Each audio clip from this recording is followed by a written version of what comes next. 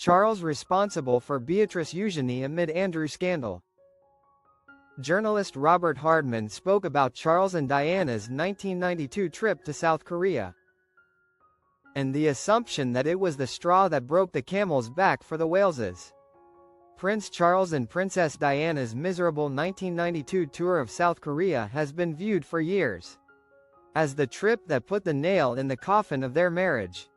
But in a new episode of the Daily Mail's Queens, Kings and Dastardly Things podcast, royal biographer Robert Hardman shared what it was really like on that fateful royal tour, and how what seems like a relatively minor incident was what actually made them separate. Hardman, who was a new royal correspondent at the time for the Daily Telegraph, said that South Korea was his first ever royal tour and an eye-opening experience. He continued, "The thing that sticks in my mind was that on the one hand, you had the royal soap opera. It was clear it wasn't an easy time for them." He added, "But I remember thinking, well done both of you, because this is pretty miserable.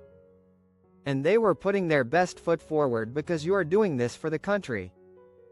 There was this subtext of unhappiness, he shared, referencing a famous photo of the couple looking particularly downcast.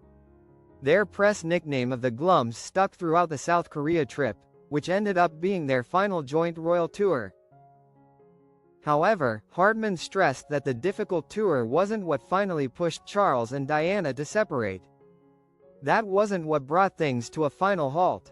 It was actually, as ever in these things, it's often the sort of small thing that finally is the straw that breaks the camel's back, he said. The royal biographer shared that Charles and Diana were to show a united front during a shooting weekend up at Sandringham. Hardman explained, "There were going to be lots of other families there and lots of other children there. They were all going to kind of get together with all these other families, and Diana, she said, 'No, I am not going.